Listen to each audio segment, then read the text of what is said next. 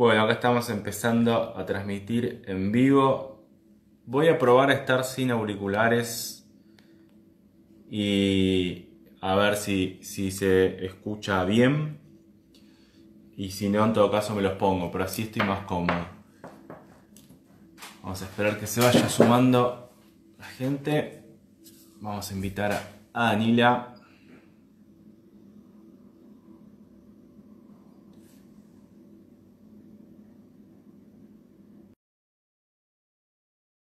La estamos invitando.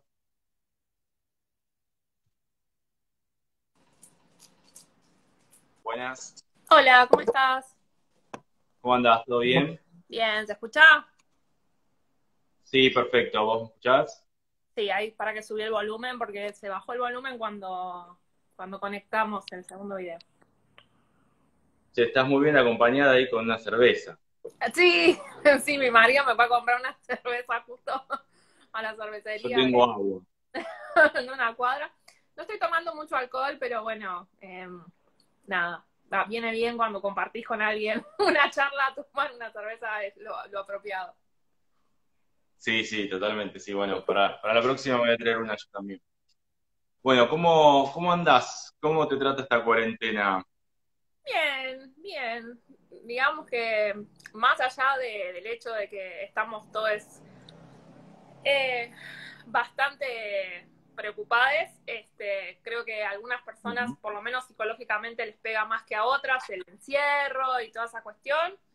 No es mi caso, tampoco por suerte me pegó laboralmente, aunque es muy difícil que no te penetre todo lo que está pasando para afuera, es prácticamente imposible, a pesar de que estemos Sí. encerradas en nuestras casas. Así que bueno, como me imagino que como todos estoy oscilando constantemente entre la tranquilidad y la angustia.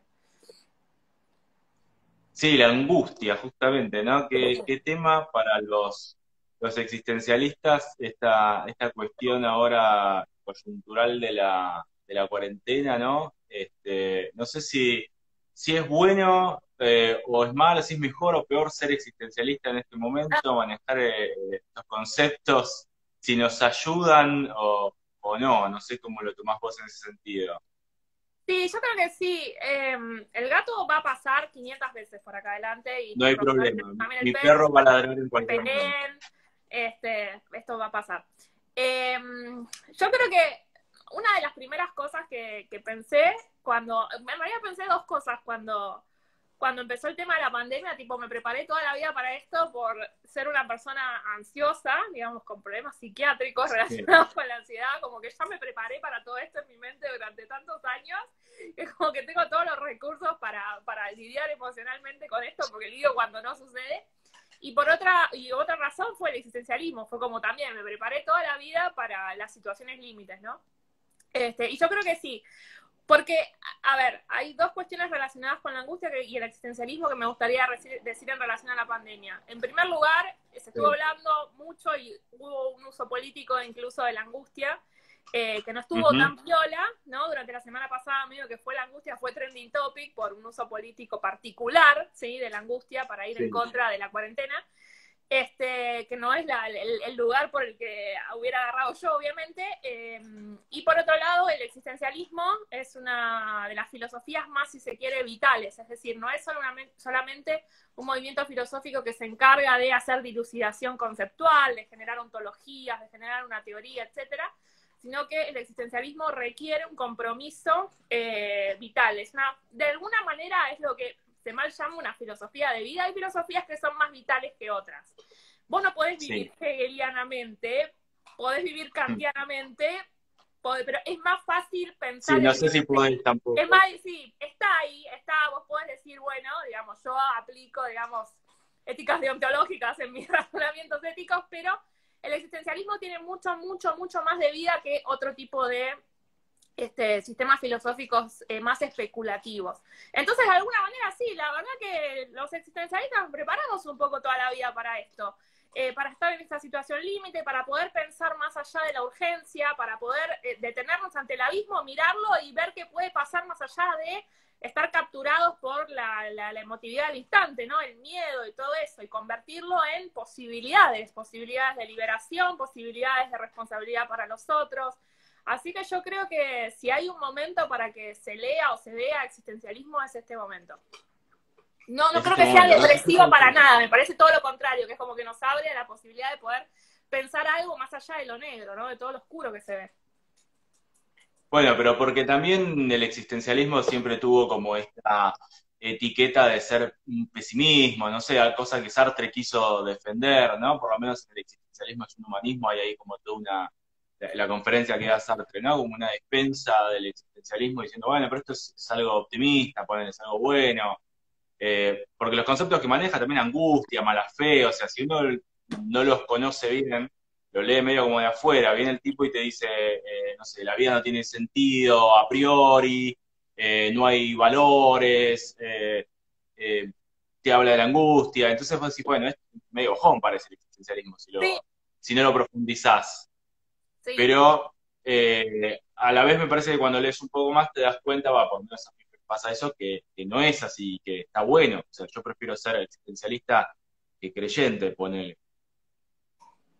Sí, Aunque claro, bueno, yo hay creo que existencialistas creyentes. hay algunas delimitaciones técnicas que vos muy bien hacés, digamos, el existencialismo no es un pesimismo, digo, la filosofía pesimista existe, quizás está más relacionada con la teoría schopenhaueriana, por ejemplo. El existencialismo no es en sí mismo un nihilismo, hay diversas formas de nihilismo, el existencialismo puede estar relacionado con un tipo de nihilismo que es el que tiene que ver con las ontologías negativas, ¿sí? Con las ontologías de la nada o las miontologías, pero no con, digamos, propuestas de la vida no tiene sentido, vivamos en ese sinsentido de una manera irresponsable, que es lo que se suele pensar del nihilismo. Bueno, no hagamos nada, ¿no? Que el nihilismo es mucho más profundo que eso, pero bueno, el existencialismo tampoco tiene que ver con eso. Tampoco es una filosofía del optimismo, o sea, tampoco está relacionado con eso. Yo creo que el tema de que tenga tantos tópicos o lugares incómodos y medio depres y medio darks, tiene que ver con el hecho de que, bueno, la verdad que vivir no es fácil. Y justamente como vos decías, bueno, si uno se guía sea por religiones del libro, o sea por cosmovisiones de algún tipo cosmológicas, o por el horóscopo, o por lo que fuere, ¿no? Por todas lo que puedan ser teorías deterministas de lo que es, que te dicen más o menos cómo son las cosas, cómo tienen que ser, qué es lo que tienes que hacer. Bueno, sí, vas a eludir justamente la angustia que representa el hecho de que nada en la existencia tiene sentido si no se lo damos nosotros, que nosotros Claro. somos responsables de ese sentido que se le asignan a las cosas, que nosotros vivimos con otras personas, entonces al tener que asignar sentidos en nuestras acciones y nuestras elecciones, involucramos a todas las otras personas, entonces todo eso es un bajón, pero es básicamente el precio de estar en este mundo, digamos, hacerte cargo de que, bueno, naciste, la verdad que no tuviste ningún tipo de opinión al respecto de si venir o no a la existencia, pero estás acá, estás desamparado, el desamparo es uno de los términos técnicos que se utilizan en el existencialismo, es un humanismo, ¿no?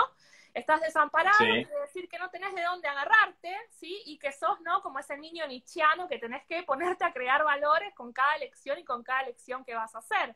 Y eso es angustiante, y en definitiva esa es la angustia. Por eso yo decía, bueno, la verdad que el uso político que se le estuvo dando a la angustia es bastante incorrecto porque, visto desde el punto de vista existencialista, ¿no? Porque no tiene que ver justamente con la angustia ante el encierro, sino la angustia ante la libertad es la que tiene, o sea, es la clave de la propuesta existencialista. Cuando nosotros algo nos angustia, nos sentimos angustiados y no sabemos de qué, porque justamente la angustia es ese temple que no tiene un objeto delimitado, ¿sí? Nos encontramos con que el mundo no tiene sentido y justamente con que de alguna manera nosotros nos damos cuenta de que somos los artífices y las artífices de ese sentido que había en el mundo. Y como yo decía, bueno, ¿por qué está buena la angustia existencial o pensarla desde el existencialismo especialmente en este momento? Porque justamente cuando nos damos cuenta a través de la angustia de que somos libres y que somos responsables de las elecciones y acciones y de cómo construimos comunidad en este mundo, de valores y demás, nos damos cuenta de que estamos como de alguna manera abiertos al futuro y que el futuro es nuestro, es decir, no lo hace nadie más que nosotros. Entonces eso es un llamado a la acción. No hay nada menos quietista, ¿sí?, que la angustia existencialista, que es un llamado a la acción concreto, ¿no?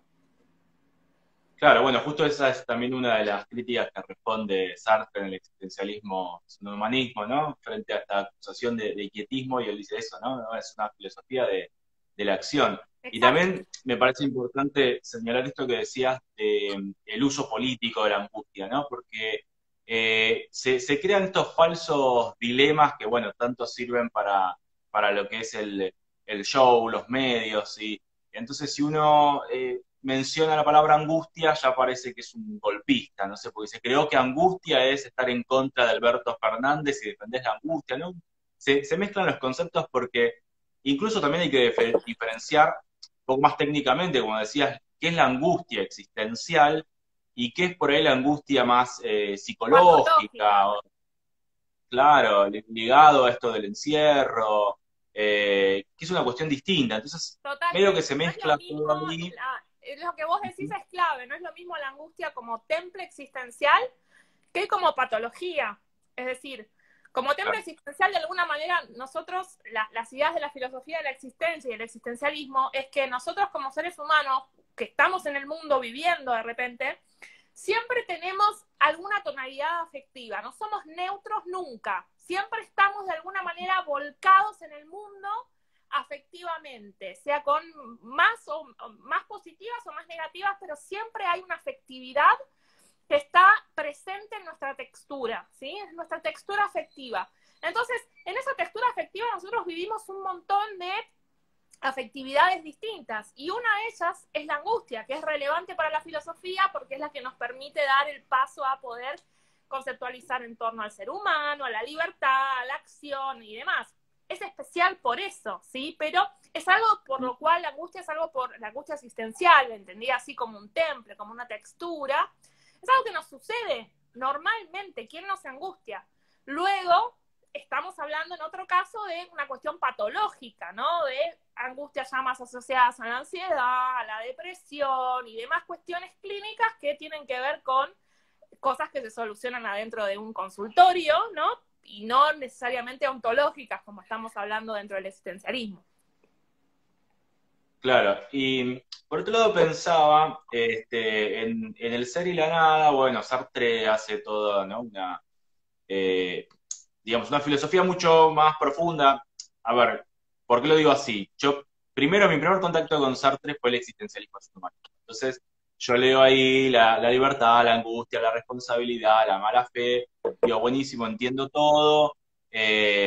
Por ahí alguna cosa no me parecía tan bien justificada, digamos, sostenida argumentalmente en el existencialismo y el humanismo, que hago después leo el ser y la nada, y ahí sí encuentro toda una justificación y algo que más profundo, más difícil de entender también. Bueno, ahí fue cuando entré en contacto con ustedes, con el Círculo Sartre, fui al curso que dieron, creo que fue en 2017, puede ser, Juan. en PUAM. Bueno, y ahí comprendí un poco más todo eso. Y en algún sentido, me parece que el sujeto del que habla Sartre en Ser y la Nada, cómo explica él el ser humano, es un sujeto como bastante abstracto, universal. ¿En qué sentido lo digo? Obviamente después hablamos de la facticidad y todo eso, ¿no? Pero en el sentido que después leí El Segundo Sexo. Cuando leí El Segundo Sexo de Simón, me parece, yo lo sentí como una especie de complemento un poco al Ser y la Nada, como diciendo, bueno, Sartre, pero la situación de la mujer no es la misma que la del varón. Y ahí ella explica cosas que también me parece que es importante haber leído antes el Ser y la Nada. Yo no sé cómo se lee El Segundo Sexo sin antes leer el Ser y la Nada, o por ahí se comprenden otras cosas, pero a mí me sirvió mucho haberlos leído en ese orden. Sí. ¿A vos te parece esta clave de lectura un poco del Segundo Sexo como una especie de complemento al Ser y la Nada, en el sentido de darle bola a una parte que por ahí Sartre no la había explorado mucho, que era la situación de la mujer? Sí, la respuesta a eso es sí y no. Y te voy a explicar por qué sí y Ujú. no, porque depende desde dónde vos lo agarres. A ver, El Segundo Sexo es un libro espectacular, es una de las obras maestras del siglo XX, la verdad que tiene una riqueza teórica infinita, pero es muy difícil de leer si no leíste antes El Ser y la Nada. Y El Ser y la Nada es un bodoque mucho más intragable que El Segundo Sexo. Si bien pesan lo mismo, porque tienen la misma cantidad de hojas, El Segundo Sexo es más en el estilo de un ensayo en donde toca un montón de disciplinas distintas, ¿sí? Y no se mete tanto, lamentablemente, en los fundamentos ontológicos de lo que presenta, ¿no? Porque ella hace una sexualización de la dialéctica del amo y el esclavo hegeliana, pero en clave existencialista, ¿sí?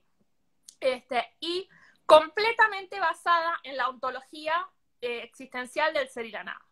Entonces, si vos no leíste el ser y la nada antes, vas a perderte una parte importante de lo que es la ontología fundante del segundo sexo. En ese sentido, sí se lo puede ver como un complemento, es decir, que para poder aprovechar el segundo sexo es hiper recomendable, si no es ultra necesario, haber leído el ser y la nada antes, lo cual es una tarea imposible de pedirle a alguien. Por eso cuando yo enseño el segundo sexo, sea en la universidad o sea por fuera de la universidad, lo que hago es reponer la ontología sartreana, los conceptos fundamentales, para que puedan entender el segundo sexo sin necesidad de ir a leer el ser y la nada. El gato está comiendo la comida del perro. Basta.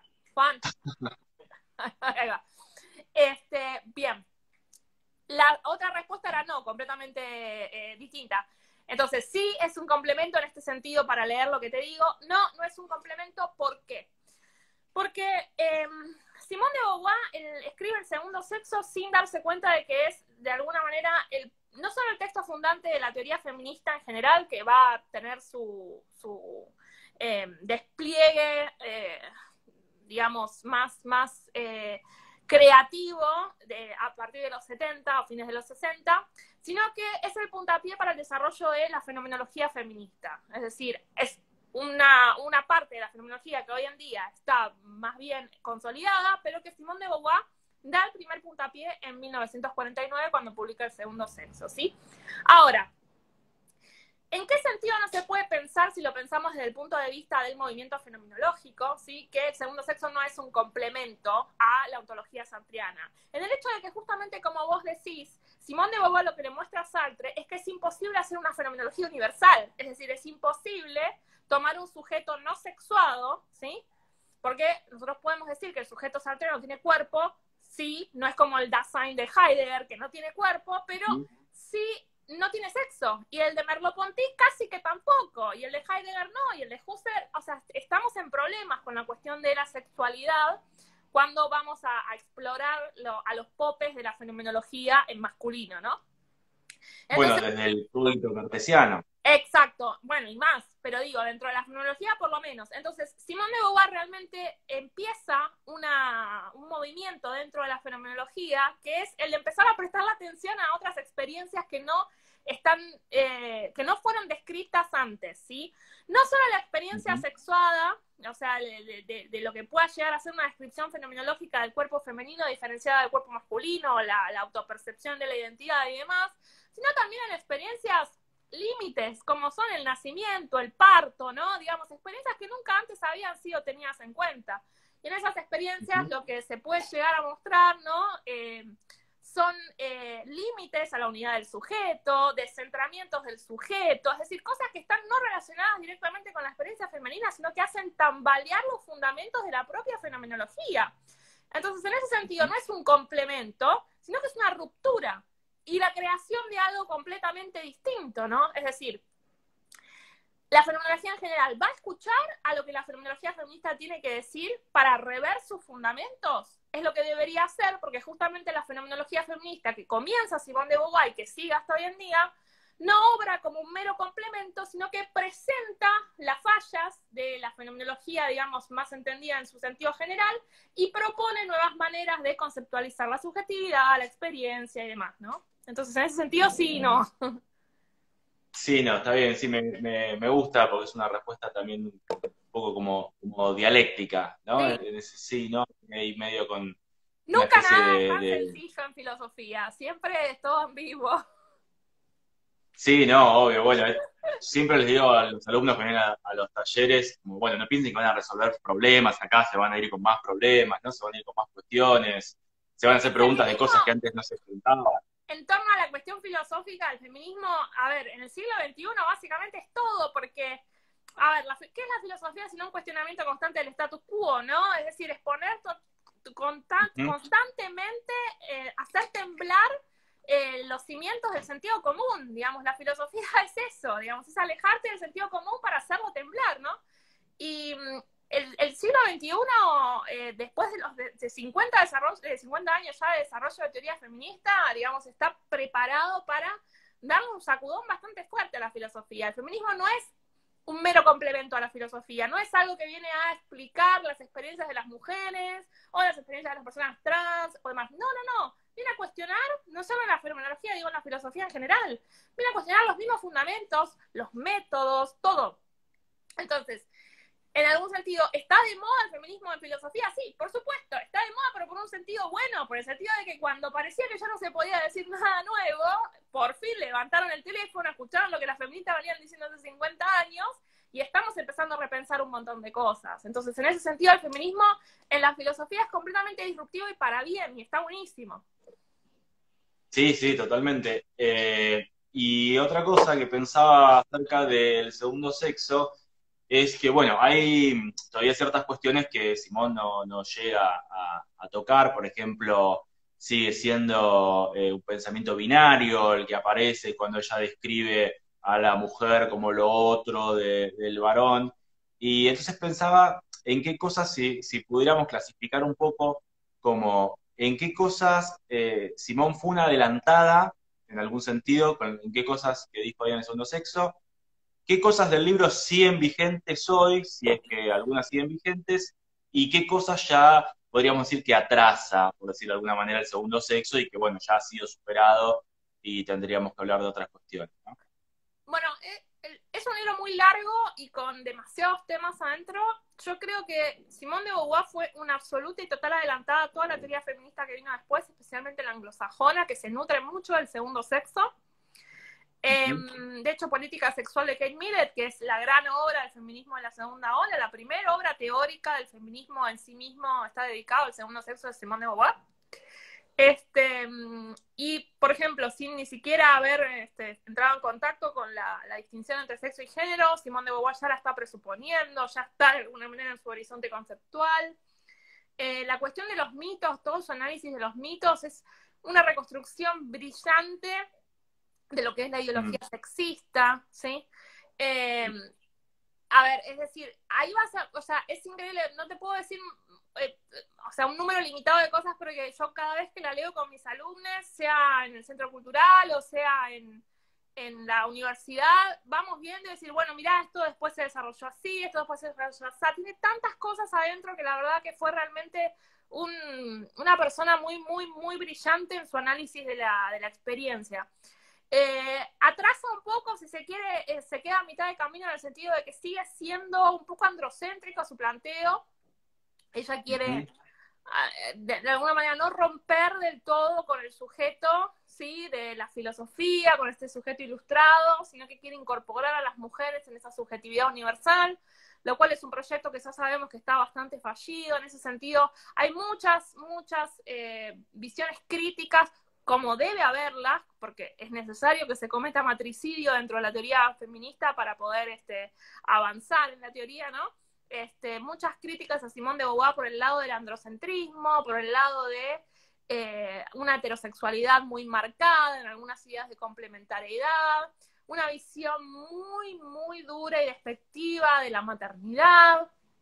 Hay algunas que después ella trata de dar otra imagen cuando escribe La mujer rota, lo escribe especialmente por esas críticas que recibió en torno a Simone de Beauvoir. Veía la maternidad como una esclavitud absoluta y no podía considerarla de otra manera. De hecho, ella no tuvo, sino tuvo hijes, pero adoptadas, ¿sí? No gestó.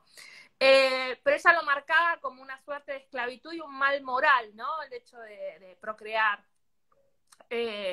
Entonces, bueno, estas discusiones se dieron después. Y la otra era, vos me habías dicho, cosas en donde se había adelantado, cosas que quedaron en el muy bien. No, y cosas que quedan atrasadas y cosas que seguían vigentes, digamos. Mira, el nivel de vigencia del segundo sexo en general es absoluto. Yo en este momento estamos teniendo un taller anual de lectura del segundo sexo en Tierra Violeta. Y es increíble que podemos sacar ejemplos actuales de básicamente todo, es decir, del funcionamiento de la ideología sexista en Castigo y Premio, a cómo cumplís los roles, las situaciones cuando expresa la situación de la mujer, o cuando hace los análisis fenomenológicos de la experiencia del cuerpo sexuado, de cómo las mujeres no nos concebimos como un sujeto, sino como un objeto incluso para nosotras mismas, cómo primero estamos seteadas por la mirada masculina. La cuestión de la mirada masculina, que después se desarrolla mucho, especialmente en teoría audiovisual, es algo que en Simone de Beauvoir es como, vos decís, ¿cómo pudo esa mente pensar en algo tan increíble, ¿no? Porque no es solo que nosotras nos formamos o nos forman cómo nos mira el varón, sino que nosotras tenemos de alguna manera incorporada esa mirada, ¿no? Esa mirada, la male gaze, la mirada masculina, esa mirada androcéntrica con la que nosotras también nos observamos nuestro propio cuerpo. Y en ese sentido, sí, Simone de Beauvoir denuncia el hecho de que las mujeres no tenemos una experiencia directa de nuestro cuerpo. No podemos tener una experiencia real, existencial, directa de nuestro cuerpo, de nuestra sexualidad, de todo lo ateniente a nuestro cuerpo, porque nos enseñaron primero, nos introyectaron la mirada masculina y hemos aprendido a entenderlo primero como un objeto a ser mirado, a ser disfrutado por otro, y no a ser experimentado por una misma. Y todo eso tiene un nivel de vigencia espectacular.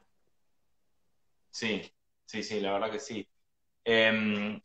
Podríamos entenderlo así como mencionaba antes, el existencialismo es un humanismo, ¿no? Donde ahí Sartre dice directamente eso, que el existencialismo es un humanismo. ¿Podríamos entender el feminismo como un humanismo? ¿El feminismo es un humanismo?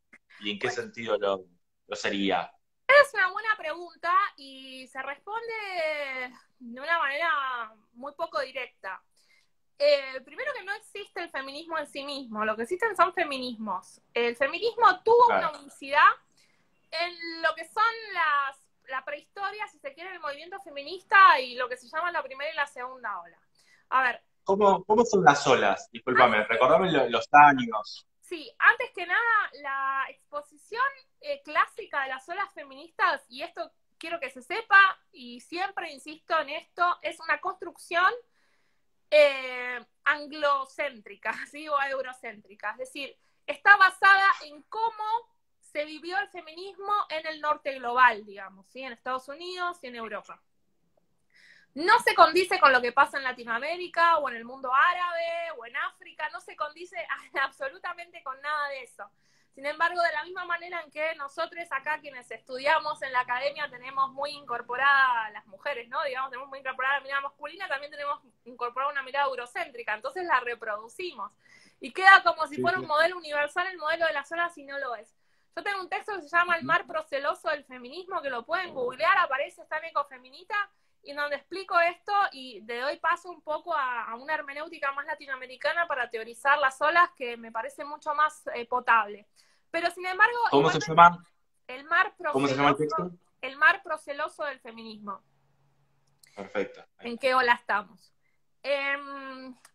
Digamos que igualmente el relato oficial es que existe un feminismo ilustrado, ¿no? Bajo las figuras eminentes de Mary Wollstonecraft y Olympe de Gouget, que, bueno, de alguna manera son las primeras que reaccionan a esa primera declaración de los derechos del hombre, que dejaban afuera a las mujeres, que dejaban afuera a las personas racializadas, esclavizadas, colonizadas y demás.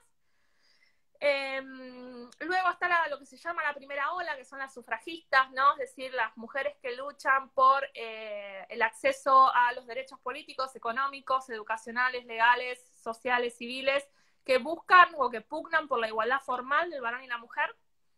Y luego está el feminismo de la segunda ola, que viene después de las dos guerras, ¿sí? Aproximadamente tiene como su puntapié no solo en el segundo sexo de Simone de Beauvoir, que va a influir mucho, sino también en un gran libro de Betty Friedan, que era una escritora norteamericana que escribió La mística de la feminidad, que era un libro en donde ella intentaba explicar un fenómeno que se ve muy claramente en el personaje de Betty, que es la esposa de Betty Draper, la esposa de Don Draper de Mad Men.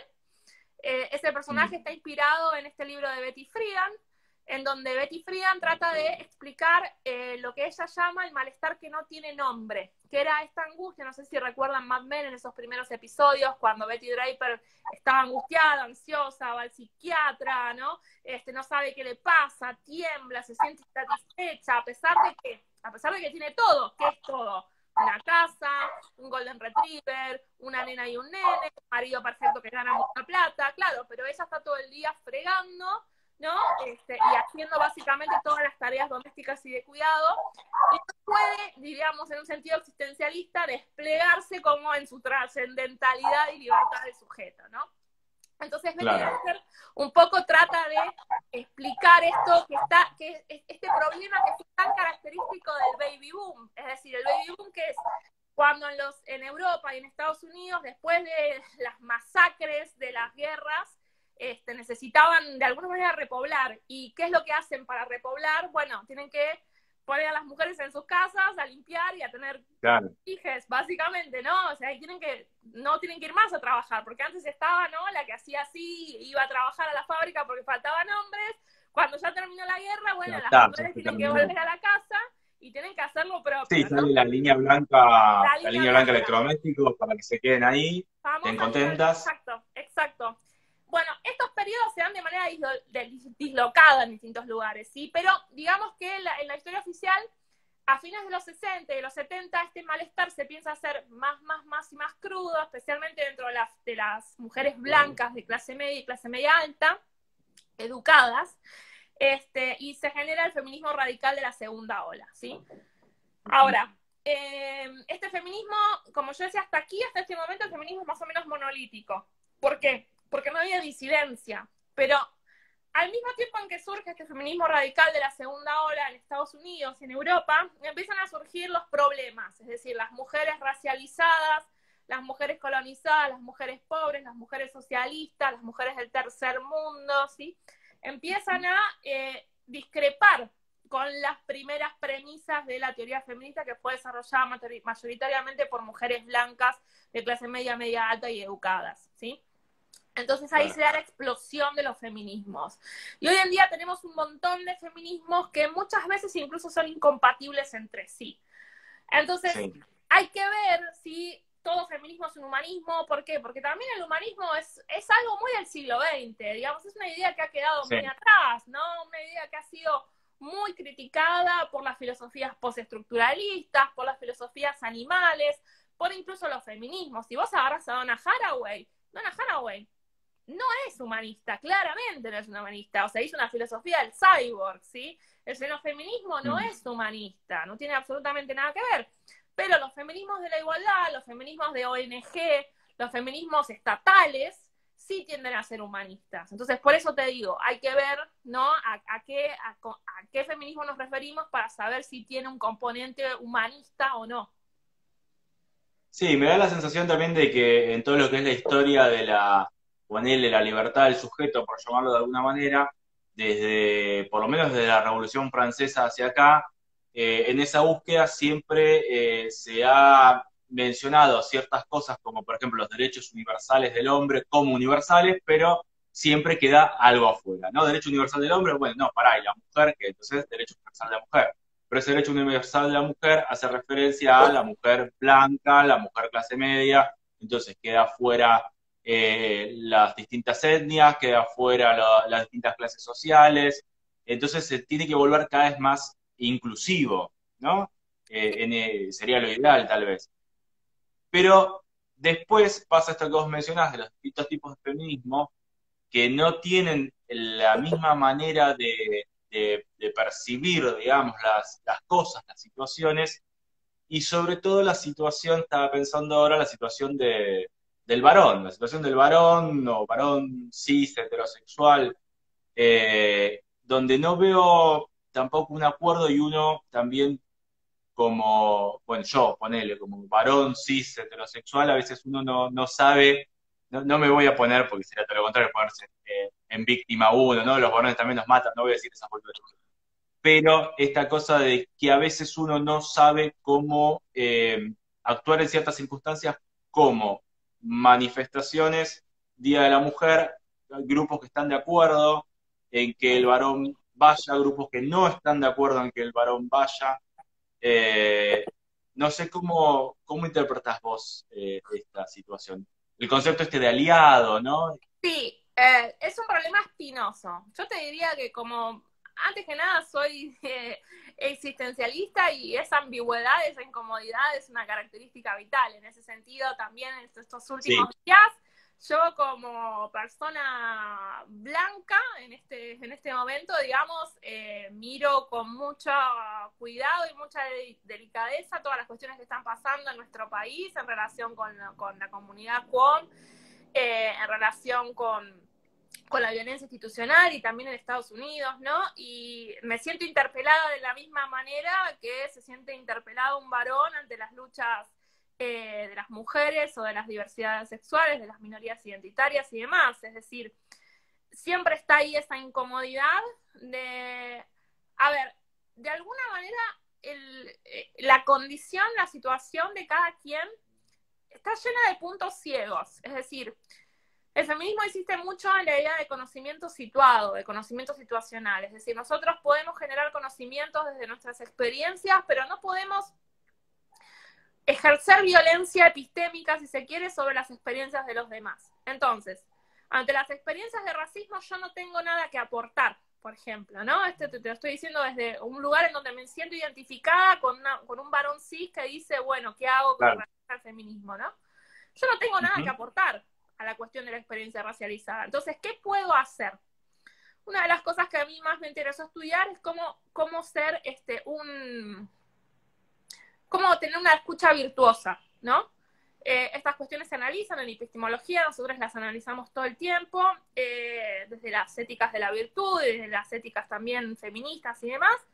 Y bueno, la idea es siempre callarse primero, ¿no? En primer lugar, cerrar la boca porque no tenés realmente nada que aportar.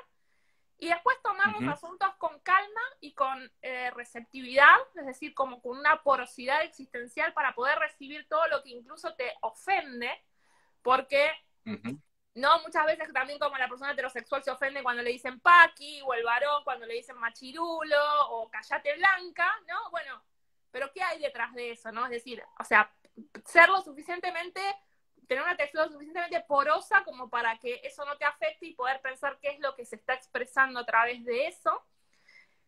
Y reflexionar en torno a cómo contribuís a que esa violencia se reproduzca para no reproducirla más, porque por acción u omisión todos estamos constantemente de alguna manera reproduciendo distintas violencias, opresiones y discriminaciones estructurales en cosas que decimos, en cosas que hacemos, en cosas que omitimos o soslayamos. Ese trabajo interno es necesario para los varones en relación con el feminismo y para las personas blancas en relación a las cuestiones raciales, de raza y demás. Es un buen ejercicio de chequeo, ¿sí? De qué es lo que estoy haciendo para que esto se reproduzca. Y luego una escucha atenta y hacer algo que tenga, es decir, el paso a la acción tiene que ser algo para mí que esté relacionado con poder beneficiar a la parte a la que estás escuchando. ¿En qué quiero decir esto? Que, a ver, si sos un varón cis y no sabes ir a la marcha del 8M, no conviene que estés puteando en redes porque querés ir o no sabes qué, ¿no? Es decir, bueno, pregúntate, habla con las mujeres que tenés a tu alrededor y decirle, bueno, ¿qué quieren que haga? A ver, ¿cómo podemos hacer para que este día, a ver, ¿te cuido a los pibes? Bueno, te cuido a los pibes, me quedo cuidándote a los pibes, ¿me entendés? Entonces vos haces un beneficio a esa persona, ¿sí? Entonces no es, me muestro como aliadín, ¿no? Me muestro como aliade. No es que yo, no sé, en el caso de la raza, bueno, digo, no, pongo el cuadrado negro y ya está. No, a ver, el cuadrado negro no le redunda ningún beneficio a nadie. A ver, ¿qué puedo hacer yo para beneficiar a esto? Hablo con las personas que pueden estar más cercanas, involucradas, que puede servir. Es decir, involucrarse, pero en este sentido no hace falta que sea algo, como vos decís, digamos, o sea, de qué hacer en sentido universal. O sea, si te doy un principio práctico, además de escuchar la textura porosa, la reflexividad de qué es lo que hago yo para reproducir esto, es preguntar a las mujeres que tengo cerca qué es lo que quieren que haga o cómo podemos hacer para que, no sé, podamos generar una comunidad en torno a esto, puede ayudarlas en el Día de la Mujer a ver qué es lo que quieren hacer, ¿sí? Chico, o sea, no hace falta ni redes, ni nada universal, digamos, lo que está cercano, lo que está comunitario, lo que es familiar, lo que es amistad, digamos, cerca, ¿no? Ver cómo podemos ayudar en ese sentido.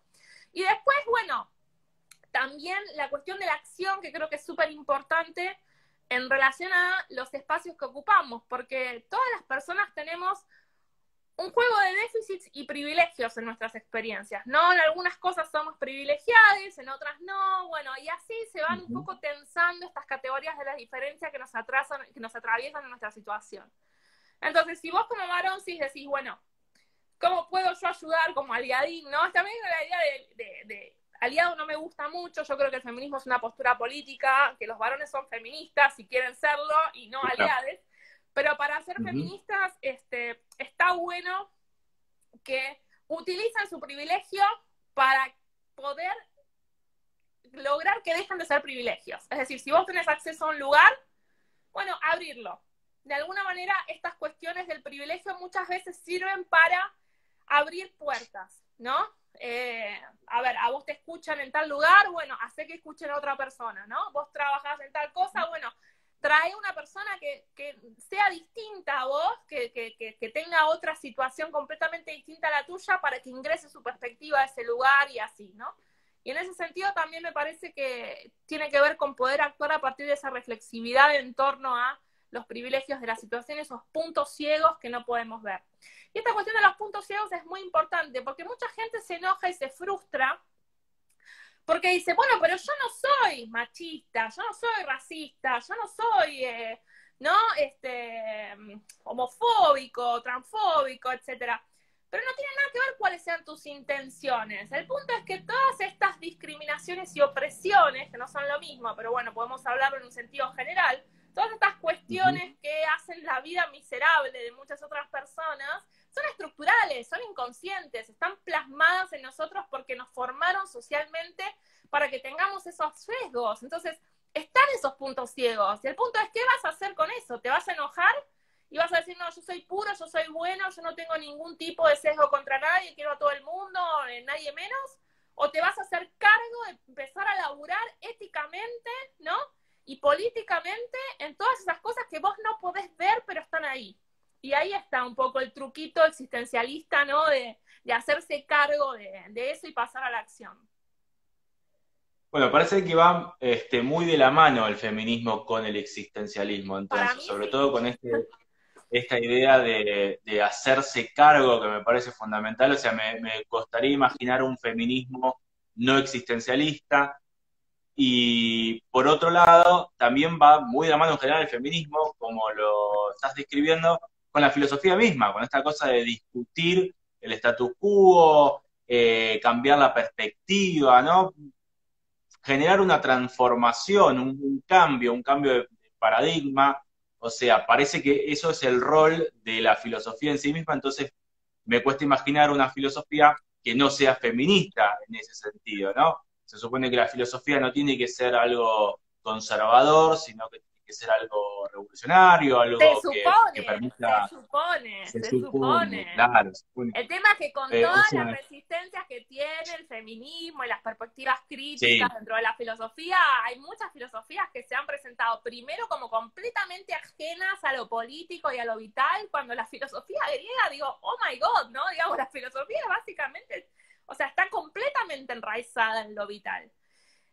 Y sin embargo se fue como espiritualizando cada vez más hasta convertirse en una especulación, una abstracción tan fuera, digamos, de lo cotidiano que nos pasa hoy en día que la gente no entiende qué es lo que hacemos, ¿no? claro. Lo cual a mí me parece terrible, terrible, porque la filosofía tiene tanto que decir sobre nuestras vidas cotidianas y sobre cambiar el mundo, básicamente. Pero eso es un problema interior a la filosofía también, ¿no? El hecho de que, como vos decís, si la filosofía tiene todas estas herramientas para contribuir a la liberación, a la revolución de los esquemas, al cuestionamiento del status quo y demás, tiene resistencias, tiene tantas resistencias adentro como tiene la ciencia, la teoría en general, ¿no? Que se han constituido tan abroqueladamente como androcéntricas que es muy difícil de desarmar y realmente no te escuchan, es decir, pasa eso, ¿no? Sí, las resistencias políticas en el afuera y también las resistencias psicológicas en lo interior, porque a uno también le cuesta cambiar Sí. en sí. Y más, bueno, volviendo a la idea esta de los privilegios que tenemos los varones cis y es difícil renunciar a los privilegios. La verdad que Obvio. uno trata de ser feminista, pero hay un montón de cosas que es difícil, porque están tan internalizadas que es difícil dejarlas, y por otro lado, también uno se puede hacer un poco el boludo, decir, no quiero abandonar este privilegio, y bueno, pero es lo difícil de todo cambio en general. Ahora, hay algo que me interesa, que me gustaría que expliques un poco qué es la economía feminista, ¿no? Sé que Sí, vos colaborás con eso. sí. ¿Qué sería una economía feminista? Uno podría decir, la economía es algo como abstracto, no tiene género, ¿no? ¿Por qué una economía feminista? Claro, no, hay algo ahí, pero explícalo vos. Bueno, el hecho de que la economía se pretenda como una ciencia neutral, casi como una ciencia, digamos, fáctica cuando es una ciencia social, ¿no? Neutra Ujú. y universal y demás, es el gran truquito que hizo la economía neoliberal, ¿no? La economía neoclásica sería, no neoliberal. Pero ese truquito, digamos, de el hombre económico que está solo, ¿no? En la isla de Robinson, ahí ve, bueno, qué necesita y demás, bueno. El movimiento de las economías críticas, al igual que el movimiento de las epistemologías críticas y de todo lo crítico y demás, lo que viene a hacer justamente es a ponerle cuerpo, a ponerle situación, a ponerle carne a estos sujetos universales, neutrales y abstractos, que en realidad el problema no es solo que sean androcéntricos y machirulos y demás, sino que el problema del sujeto universal en cualquier ciencia o en la filosofía o en donde lo utilices es que es sesgado, es que no es Ujú. universal, es de todo menos No, universal, es el representante de un grupo muy minúsculo de personas que tuvo el poder social suficiente como para imponer su visión del mundo por sobre todas las otras.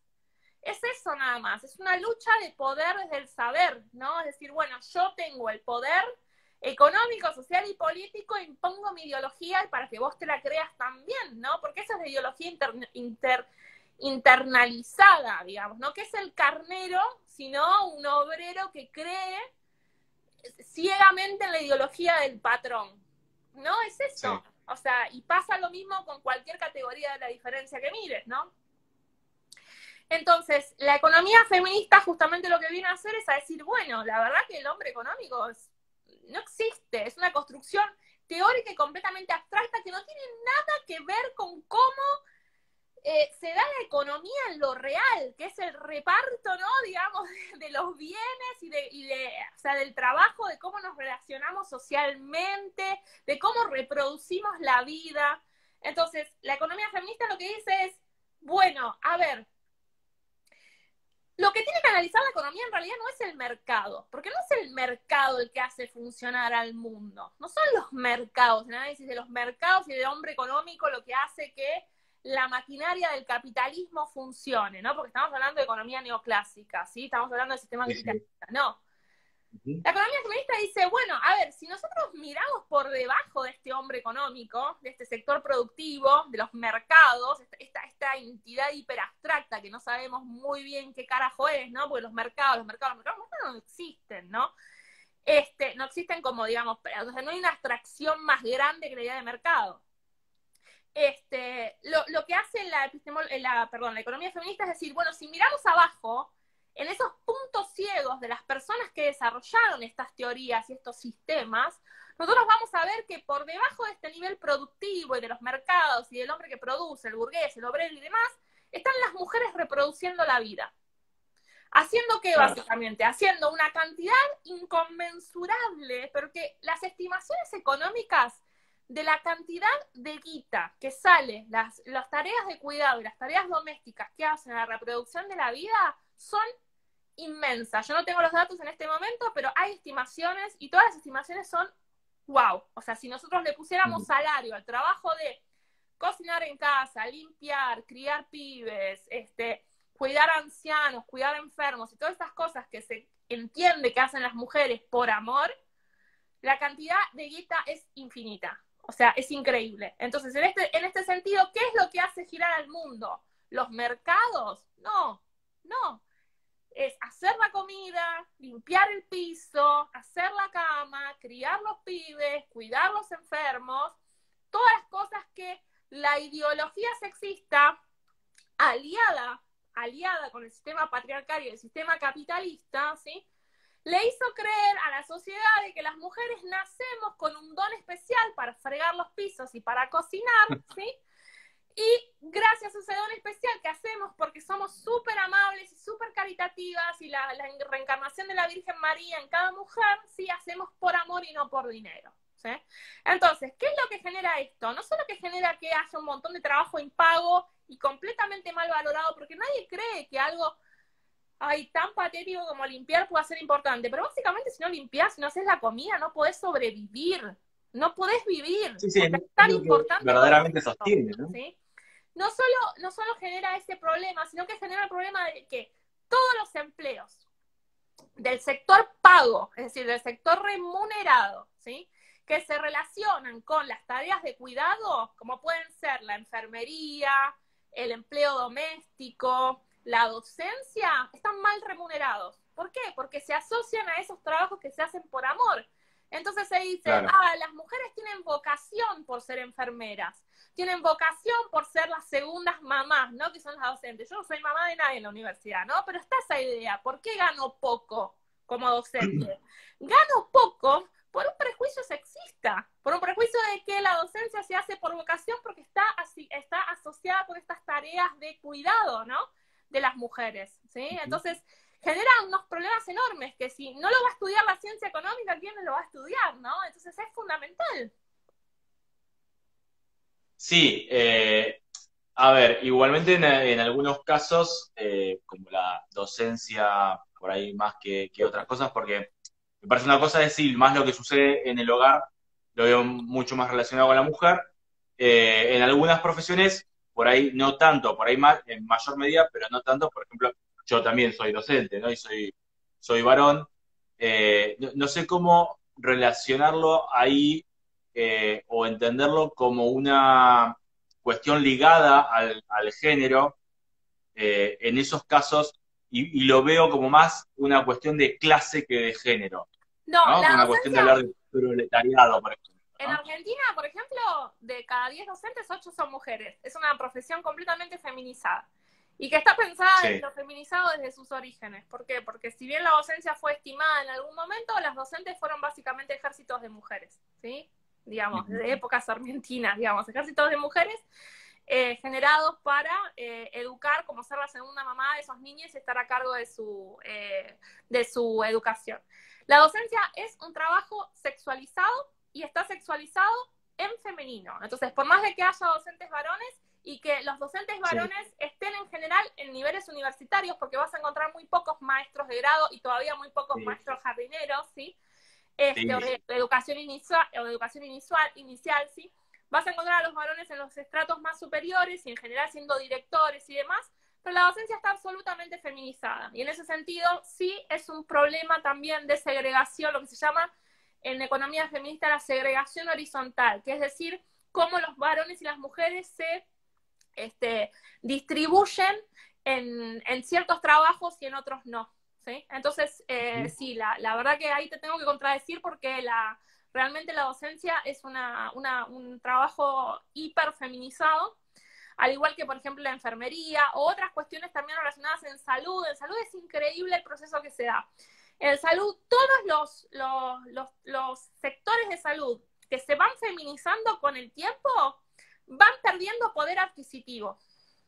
Y siempre los Mm. varones se van nucleando, van yéndose a aquellos en donde hay mayor posibilidades de ganar una mejor remuneración. Entonces, parece que el problema está en que todo lo que las mujeres tocan de alguna manera, ¿sí? Va perdiendo prestigio y va perdiendo remuneración. Y esto es algo que se puede ver claramente estadísticamente desde la economía feminista. Sí, sería una especie de contrario del rey Midas, que en lugar de que lo que toca lo convierte en oro, la mujer lo toca y le saca valor, Así es. valor económico, ¿no? En ese Valor sentido. Sí, económico, además claro. El problema es que es el sí, sí, valor sí, que el obviamente. capitalismo le hace. A ver, cuando las feministas decimos toda la plata que saldría, el trabajo reproductivo, el trabajo doméstico, por lo menos yo, Daniela Suárez Tomé y un montón de otras feministas zurdas, no estamos diciendo vengan y páguennos por esto que hacemos. También estamos en contra de la idea del salario, ¿viste? Es como que, bueno, no, tenemos un problema. Te estoy mostrando el Claro. resto de esa totalidad que vos creías tan cerrada. Y no está tan Ujú. cerrada. Entonces yo no quiero que me den plata o que le den plata al ama de casa por hacer tal y cual cosa. No, yo quiero que se rompa por completo el sistema del trabajo asalariado, capitalista y productivo. Es decir, en ese sentido, las feministas zurdas estamos completamente metidas en esa idea. Te estoy mostrando el valor que tiene para que veas todo lo que no me estás pagando, pero no para que me pagues, sino para que pensemos en asignarle valores diferentes a los trabajos y que empecemos a priorizar el trabajo verdadero de la reproducción de la vida, porque ¿qué es lo que vemos hoy en día con la pandemia? Vemos la crisis del trabajo reproductivo, ¿no? Es decir, vemos como estamos en nuestras casas, no se puede hacer el trabajo productivo por sobre el reproductivo, es todo un quilombo, no se sabe qué hacer con los pibes, es decir, es un quilombo mal, y es porque hay un sistema de cuidados que está roto y que no es compatible con la manera en la que asignamos valor mediante el dinero y mediante el trabajo productivo y el capitalismo y la zaraza. No se puede, no es compatible. El capitalismo es antivida. Sí, bueno, veremos qué pasa después de todo esto. No hay muchas especulaciones de si esto va a provocar un cambio, una caída o una ruptura o algo en el capitalismo, o si se encuentra la vacuna y después volvemos toda la normalidad y no pasa nada.